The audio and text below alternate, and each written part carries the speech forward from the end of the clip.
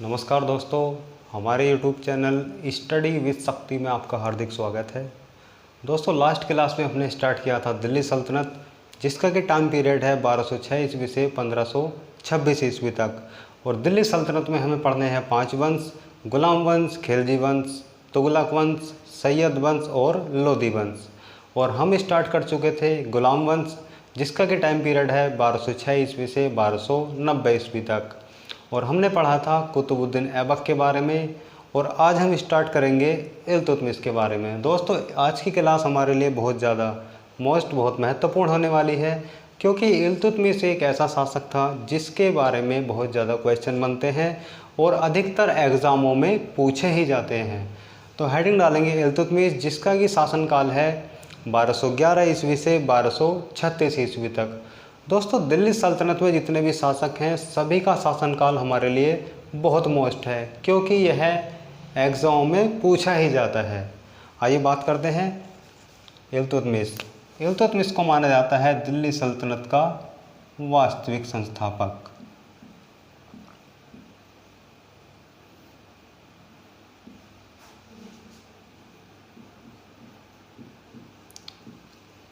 दिल्ली सल्तनत और गुलाम वंश का वास्तविक संस्थापक माना जाता है इल्तुतमिश को। यदि बात की जाए संस्थापक की, तो संस्थापक माना जाता है कुतुबुद्दीन ऐबक को, लेकिन यदि आता है वास्तविक संस्थापक तो माना जाता है इल्तुतमिश को। क्यों माना जाता है?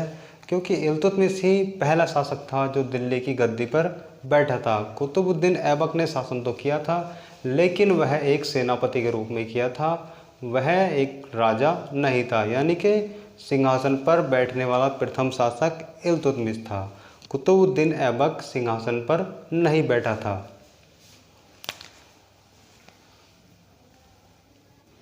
दिल्ली का शासन बनने से पहले यह गुलाम हुआ करता था कुतुबुद्दीन ऐबक का।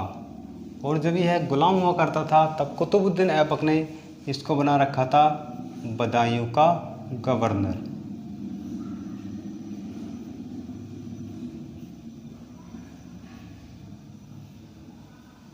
और दोस्तों, इसी को कहा जाता है गुलामों का गुलाम।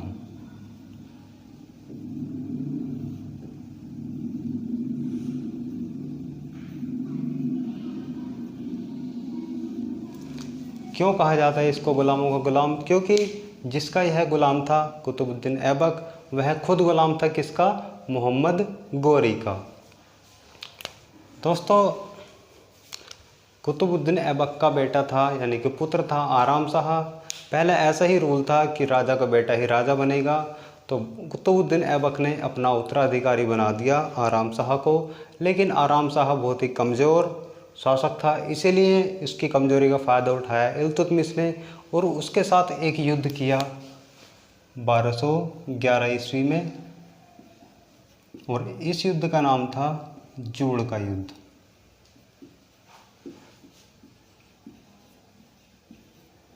जो कि हुआ किस किस के मध्य है?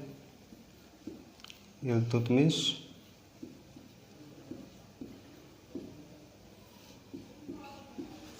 और आराम शाह के मध्य।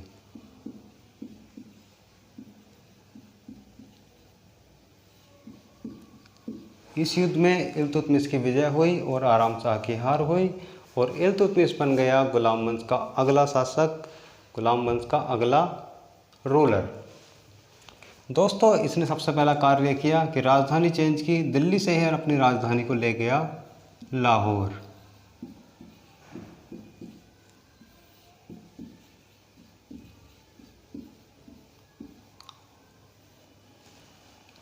और दोस्तों, इसने एक उपाधि धारण की। इस उपाधि का नाम था सुल्तान।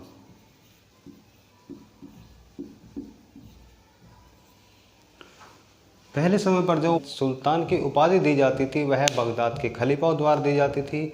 और बगदाद के खलीफा द्वारा प्रथम उपाधि जो दी गई थी, वह इल्तुतमिश को दी गई थी। हालांकि इल्तुतमिश से पहले भी सुल्तान की उपाधि धारण कर चुका था महमूद गजनवी, लेकिन उसने वह उपाधि खुद से धारण की थी, इसीलिए उसको नहीं माना जाता है। जो पहली उपाधि मानी जाती है वह इल्तुतमिश की मानी जाती है। इसीलिए इसको कहा गया दिल्ली सल्तनत का प्रथम सुल्तान।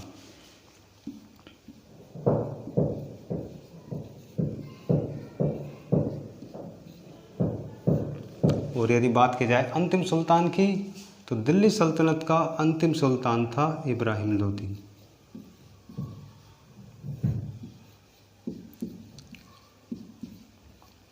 इब्राहिम लोदी को ही क्यों अंतिम सुल्तान माना जाता है? क्योंकि इब्राहिम लोदी को 1526 ईस्वी में जब बाबर आकर हराएगा पानीपत के प्रथम युद्ध में, और इसको हराकर मार डालेगा, और तभी से शुरू होगा मुगल वंश।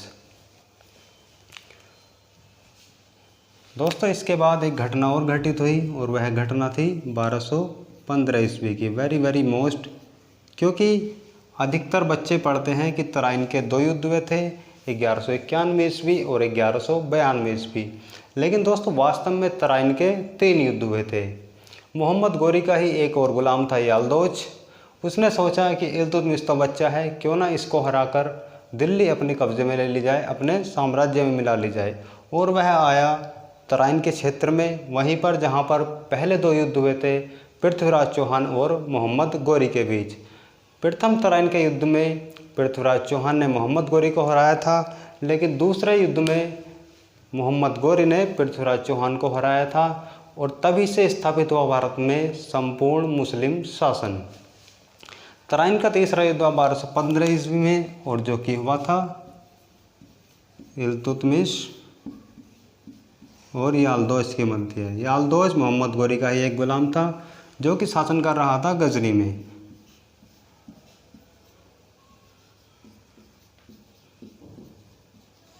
और इस युद्ध में याल्दोज बुरी तरह हार गया और भाग गया अपने गजनी को। दोस्तों यदि बात की जाए दिल्ली सल्तनत की आधिकारिक भाषा कौन सी थी, किस भाषा में वह अधिक से अधिक शासन करते थे, तो वह थी फारसी भाषा।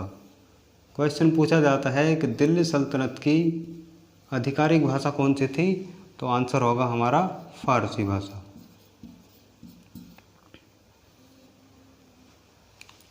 दोस्तों इल्तुतमिश के ही शासनकाल में मंगोलों का भारत पर प्रथम आक्रमण हुआ। पूछा जाता है कि मंगोलों का प्रथम आक्रमण किसके शासनकाल में हुआ था, तो आंसर होगा इल्तुतमिश, जो कि हुआ था 1221 ईस्वी में।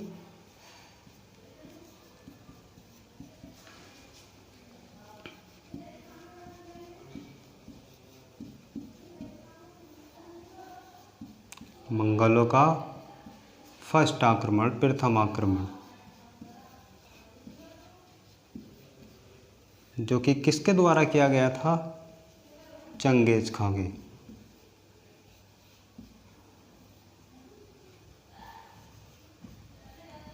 चंगेज खां का ही दूसरा नाम था तैमुजिन। पूछा जाता है कि तैमुजिन किस शासक का दूसरा नाम था, तो आंसर होगा हमारा चंगेज खां। दोस्तों इसका एक दुश्मन था जिसका कि नाम था जलालुद्दीन मंगवर्नी।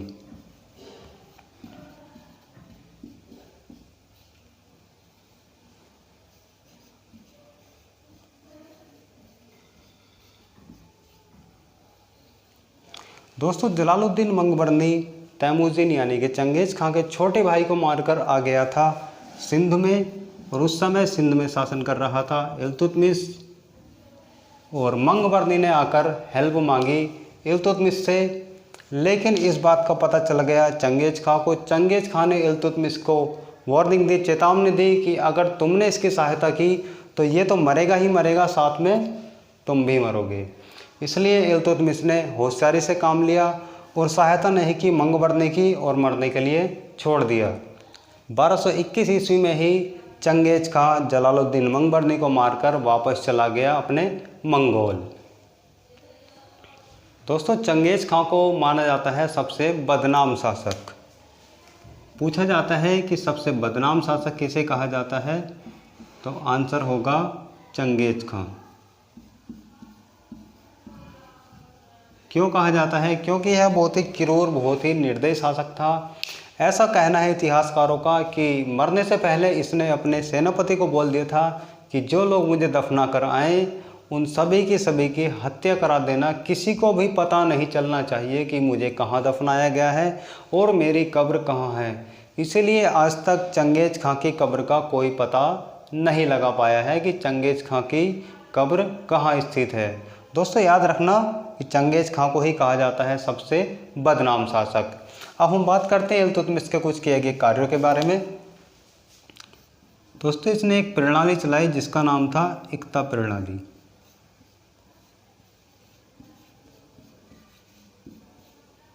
इस प्रणाली में क्या होता था कि नकद वेतन के बदले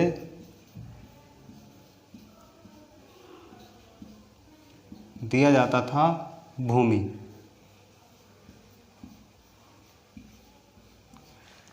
यानी कि जो भी इसके दरबार में लोग कार्य करते थे उनको नगद वेतन न देकर यह भूमि का कुछ हिस्सा दे दिया करता था वेतन के रूप में। और दोस्तों इसने एक कार्य और किया, जो इसने चलवाए सिक्के। 2 धातुओं के इसने सिक्के चलवाए, एक थे पीतल के सिक्के और जो पीतल के सिक्के थे उनको कहा गया जीतल, और जो दूसरी धातु के सिक्के थे वह थे चांदी के, और इन सिक्कों को कहा गया टका या टंका।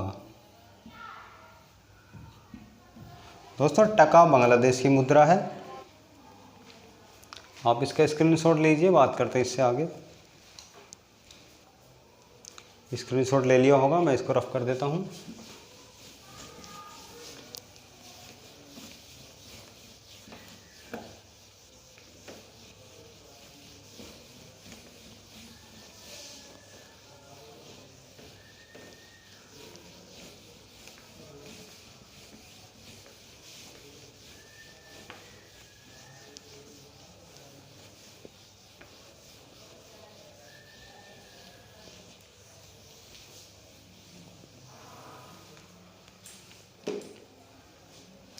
दोस्तों तो इसने सिक्के प्रचलित करवाए थे, उन पर एक चित्र अंकित कराया था और वह चित्र था बगदाद के अंतिम खलीफा का।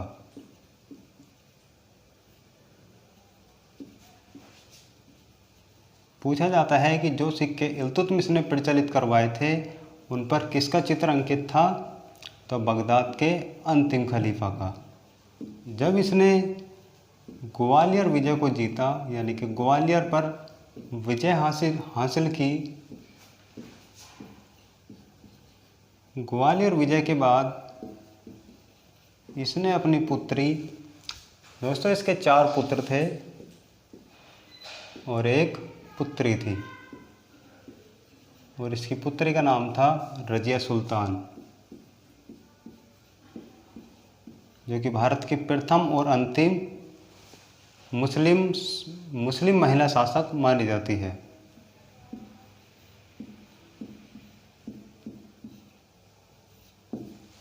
ग्वालियर विजय के उपरांत इसने चित्र अंकित करा दिया किसका, रजिया सुल्तान का। दोस्तों इसने एक कार्य और किया, इसने एक 40 मंत्रियों का यानी कि 40 सैनिकों का एक ग्रुप बनाया जिसको कहा गया 40वां दल, और इसी का दूसरा नाम था तुर्काने चहलगानी।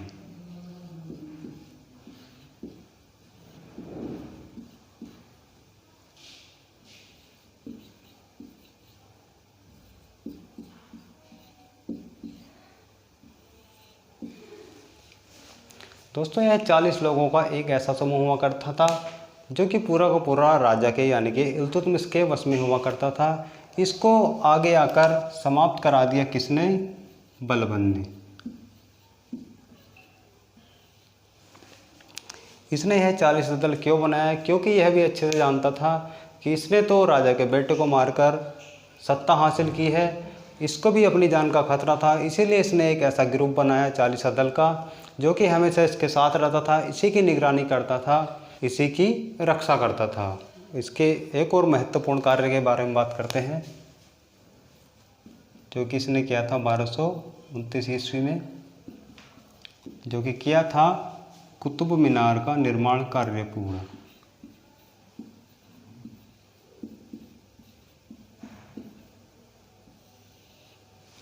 कुतुब मीनार की इसने 5 मंजिल बनवाई। कुतुब मीनार का निर्माण यानी कि जो नींव रखी थी वो रखे थे कुतुबुद्दीन ऐबक ने। मैंने लास्ट क्लास में कुतुब मीनार से रिलेटेड लगभग 10 से 12 क्वेश्चन बताए थे। जिसने मेरी पिछली क्लास नहीं देखी है वो पहले पिछली क्लास देखे, तब आपको ये अच्छे से समझ में आ जाएगी।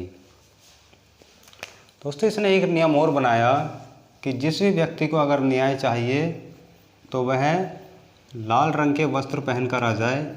यदि वह बोल भी नहीं सकता है तो उसके वस्त्र को देखकर पहचाना जा सकता है कि वह प्रॉब्लम में है, उसको न्याय की ज़रूरत है और इसको न्याय दिया जाएगा। दोस्तों इसी को कहा जाता है गुंबद का पिता, यानी कि गुंबद निर्माण का पिता, क्योंकि इसी ने सबसे पहले भारत में गुंबद बनवाए थे।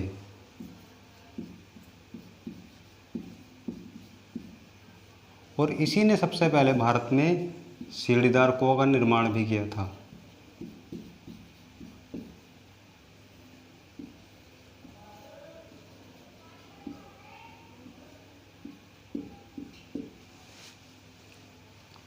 और दोस्तों इसी ने भारत में सबसे पहला मकबरा बनाया जिसको कि कहा गया सुल्तानगढ़ी का मकबरा।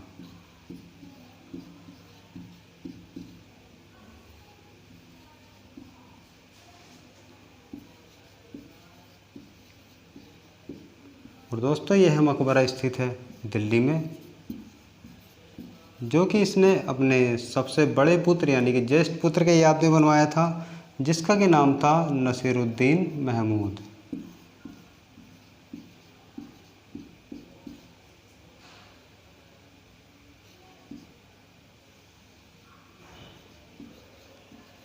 पूछ लिया जाता है कि भारत में सबसे पहला जो मकबरा था वह किसने बनवाया था, तो इल्तुतमिश ने। और किसकी याद में बनवाया था? नसीरुद्दीन महमूद की। दोस्तों कुतुबुद्दीन ऐबक के जो गुरु थे कुतुबुद्दीन बख्तियार अलकाकी, जिनके के नाम पर रखा गया था कुतुब मीनार का नाम, उन्हीं की याद में इल्तुतमिश ने एक कुआं बनवाया जिसका कि नाम था गंधक की बावली।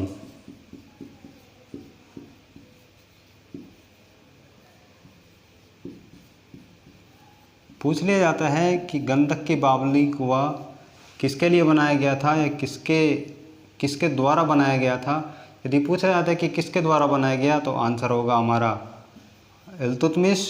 और किसके लिए बनाया गया था तो कुतुबुद्दीन ऐबक के गुरु अल काकी के लिए। दोस्तों अब बात करते हैं इसकी मृत्यु की। तो इसकी मृत्यु हुई थी 1236 ईस्वी में, जो कि हुई थी दिल्ली में। और दोस्तों यदि बात की जाए इसकी कब्र की, इसके मकबरे की,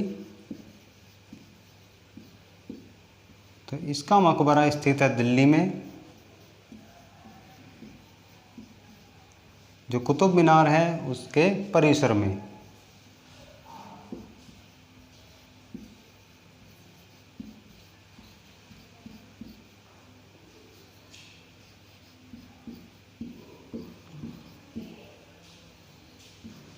कुतुब मीनार परिसर में 2 शासकों के मकबरे स्थित हैं, एक इल्तुतमिश का और दूसरा अलाउद्दीन खिलजी का। दोस्तों मरने से पहले इसने अपना उत्तराधिकारी, अपना सक्सेसर जो बनाया था वो बनाया था अपनी पुत्री को। क्यों बनाया था अभी बताऊंगा।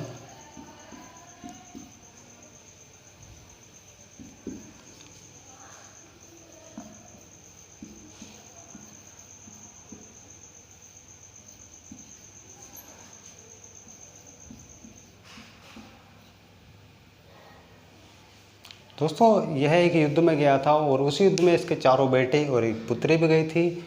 उसके चारों के चारों बेटे नाकामयाब हुए थे और उसका साथ दिया था केवल उसकी पुत्री ने, रजिया सुल्तान ने। इसी की बहादुरी देखकर इल्तुतमिश ने इसको अगला उत्तराधिकारी बना दिया, अगला शासक बना दिया।